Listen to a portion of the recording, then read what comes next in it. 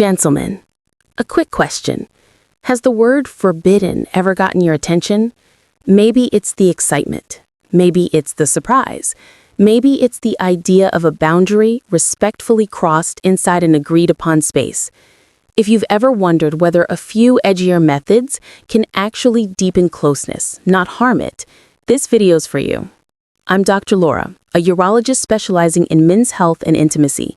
And for 12 years, I've helped couples navigate what works, what's safe, and what actually builds trust in the bedroom. Today, I'll show you 3 once taboo techniques that, when used with clear consent, care, and aftercare, can awaken parts of the nervous system most daily life doesn't touch, making her crave you more and feel profoundly known. Before we begin, 2 quick things. Hit like, subscribe if you're new, and tell me in the comments where you're watching from. I read those and they remind me this is a global conversation about real relationships. Ready? Let's do this carefully, intelligently, and with kindness. Here's a myth I hear all the time. Anything that feels intense or edgy is disrespectful or dangerous. That's half right. It can be if used without consent, safety, and honesty. But the clinical truth is different. When there is explicit, enthusiastic consent, agreed boundaries, a clear stop signal, and proper aftercare, certain techniques that people call forbidden can actually activate deep reward and safety circuits in the brain. They work because they engage more of her nervous system, pressure receptors in fascia and skin, pelvic nerve pathways, trigeminal inputs from the scalp, and those signals combine into a powerful embodied experience. Put simply, it's not rules versus pleasure. It's a craft. The craft requires conversation, calibration, and compassion. For 12 years, I've sat with couples, often at their most vulnerable moments, and coached them through these conversations and practices safely. I've seen clearly that the couples who do this best are those who create a space beforehand, agreed words, signals, aftercare, proceed slowly with explicit consent, and talk about it afterwards so the experience is remembered as connection, not confusion. So today, I'll walk you through how to build the space, the 3 techniques themselves, nameplay, rhythmic spanking, and scalp hair-based stimulation, the biology behind why they feel so powerful, how to do them safely and practically, and what to do if something goes wrong. The 3rd technique, the one many men think is too much, is actually one of the most profoundly intimate ways to connect when done with care. We'll save that for last. Before any technique, build the space. Do this clothed, calm, and present. This is non-negotiable. Space checklist. Do this seated together. Map 3 things. What's appealing, what's off limits, and what you're open to trying. Pick a clear stop signal, for example, red or pause, and a slow down cue, yellow or softer. Agree on a subtle in-the-moment check. A squeeze of the hand equals more. A double tap equals ease up. Agree an aftercare ritual. Water at the bed, a slow embrace, 60 to 120 seconds of calming touch, and 1 honest reassurance sentence. You were incredible, and did you feel okay? Why this matters biologically. Your nervous system responds to patterns. If her brain expects safety, a predictable stop signal, a known landing, it can release oxytocin and quiet fear circuits, allowing powerful pleasure pathways to open. Emotionally, this builds trust first. Without it, forbidden becomes coercion. With it, forbidden becomes a shared adventure. Practically, take 3 to 5 minutes before you even kiss. This small investment multiplies everything that follows. Technique number 1, nameplay. Consensual, elevated dirty talk. What if spoken words were permission, not pressure? What it is. Nameplay is a pre-agreed, curated form of erotic language, not insults or coercion, but approved praise and desire in words she likes to hear. Biology. Language near the ear uses trigeminal and facial nerve inputs, plus auditory reward circuits. When combined with touch, the brain associates specific words with bodily sensations of pleasure. Dopamine spikes when language matches sensation. That's why well-timed, adored words feel intoxicating. Emotionally, many women spend years being polite or in charge. A carefully chosen phrase in a safe frame can give explicit permission to want and receive. It can be deeply liberating. Practical how-to. Do this only after you've mapped boundaries. Ask first, not can I, but are there phrases you like to hear? Any words that are a hard no. Write them down. Anchor to sensation. Say things tied to what you see or feel. That arch when I kiss your neck, stay like that. Your lips here feel incredible. Observational praise, sensual permission. Match breath and tone. Start low, warm, close to her ear. Match her exhale. Keep it about her desire and you're all of it. Avoid degrading language unless explicitly requested and agreed beforehand. Mistakes to avoid. Improv without consent. Using phrases that shame. Poorly timed insults. If she flinches or quiets, stop and check in. Aftercare tip. Finish with soft praise and a hand squeeze tied to your agreed landing ritual. Technique number 2. Rhythmic spanking. Controlled, consensual. Spanking can sound scary. Yeah, but used right, it's about rhythm, not pain. What it is. A measured rhythmic palm pressure on the upper outer part of the buttock, the fleshy area, used as part of a coordinated rhythm paired with breath, touch, and, if agreed, steady penetration or external stimulation. Biology. The buttocks contain rich sensory input and muscle-fascial networks connected to pelvic organs via branches of the pudendal nerve and associated pressure and stretch receptors. When you apply controlled pressure and rebound, press, then let go, you activate deep mechanoreceptors that can echo into the pelvis and increase pelvic floor tone and arousal. The brain responds to rhythmic pattern stimulation within a rhythm. The pleasure centers synchronize with the tempo. Emotionally, if it's consented and desired, spanking can feel primal and intensely connective, like a shared, controlled exchange of power and sensation. Practical how-to. Safety first. Warm up. Start with open palm kneading and slow caresses to warm tissue and soften muscles. Location. Aim for the upper outer part of the buttock. Avoid tailbone, spine, hip bones, kidneys. Hand shape. Fingers together, palm open. Think press and rebound, not slap and snap. Tempo and pressure. Begin light, 1 to 2 per breath. Watch for arching, exhaling, or pulsing as green signs. If she stiffens or breath shortens, ease off. Pairing.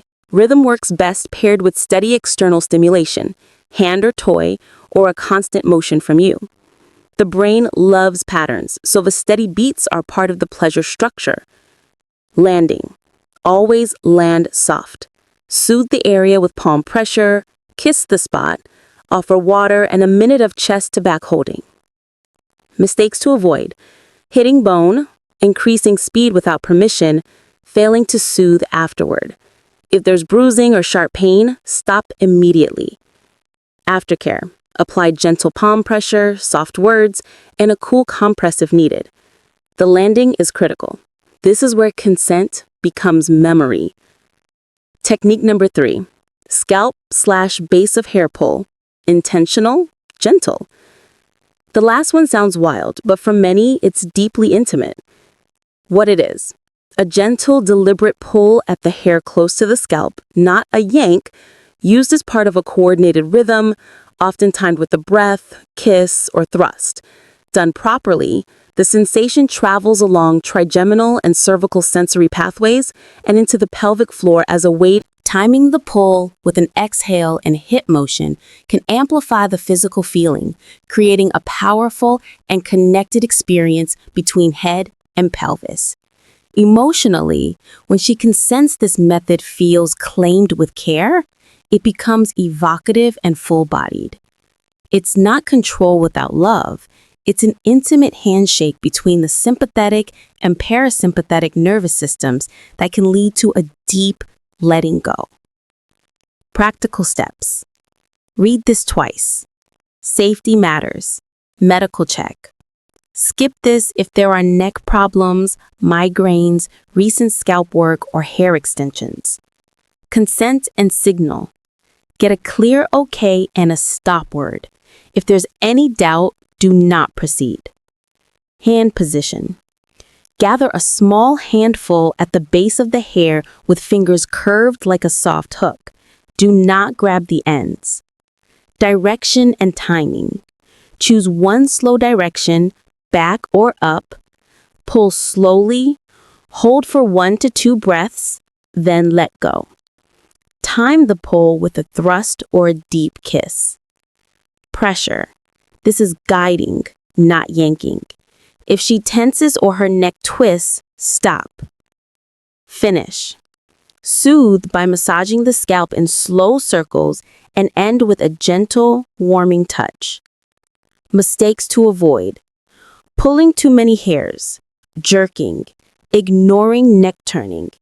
If she reports pain, numbness, or dizziness afterward, stop and get medical advice. Aftercare. Immediate scalp massage, water, holding her close, and a talk. Ask, how did that feel? Anything I should change? Think of your time together as a story. Setup, build, peak, land. Frame the pre-play agreement. One sentence that invites and confirms. Do you still want to try the rhythm game we talked about? Wait for a clear yes. Build. Breath to breath touch. Use long strokes, steady palms, and playful observational talk. Introduce light spanking or a whispered phrase only as you both agreed before. Peak. Increase pressure or speed slightly at her yes. This is where agreed upon edgier language or gentle hair gather can amplify release. Keep things simple. Change either pressure or speed, not both at once. Land. Slow the tempo. Soften the touch. Hold her and say one thing you loved about how she responded. This triggers oxytocin and files the memory as safe and intimate. Biology recap. This story pattern trains the nervous system to expect a safe, strong peak followed by a gentle landing. Over time, the brain learns to let go and enjoy the depth of feeling. If you want to try this tonight, here's a simple checklist. Pre-talk, 3 to 5 minutes. Clothe and calm. Agree on words and hand signals. Say one thing you'll do the whole time. E.g., I'll check in with a hand squeeze. Environment. Dim light. Water nearby. Small towel for aftercare. Quiet music if helpful. Start with presence. 2 minutes of shared breathing and full body contact.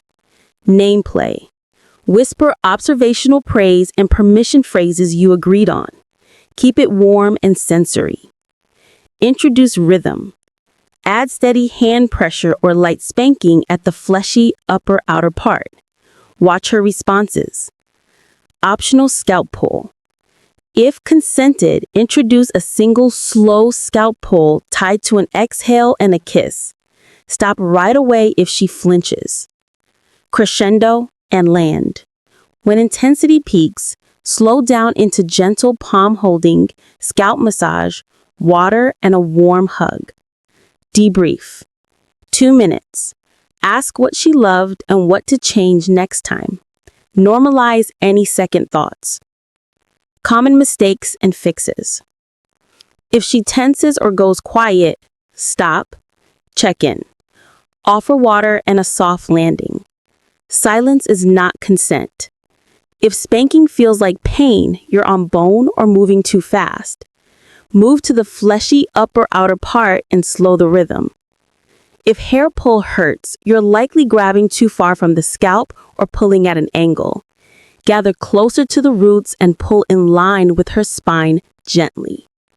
If shame appears afterward, normalize it. Say thank you for trying that with me. What felt good? What should we change?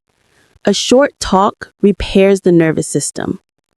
If medical red flags appear, any bleeding, numbness, lasting pain, dizziness, or urinary problems, pause and get checked. Medical sense checks.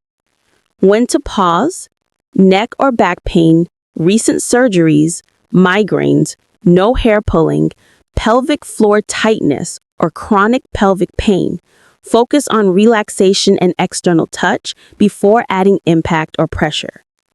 Anticoagulants or bleeding disorders, avoid impact play like spanking. Discuss with your doctor. If either partner is intoxicated, angry, or unsure, do not try new intensity.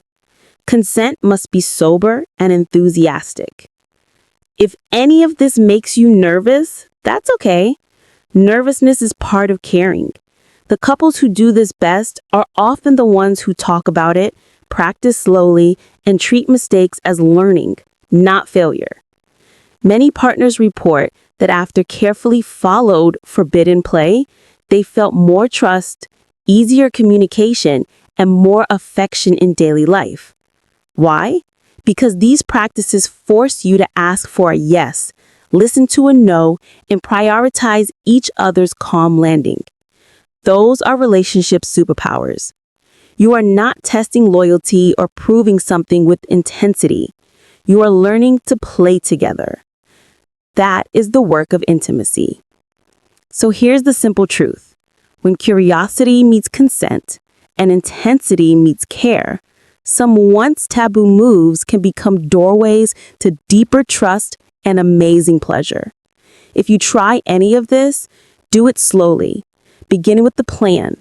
Use agreed words. Practice the story. Debrief. Protect one another.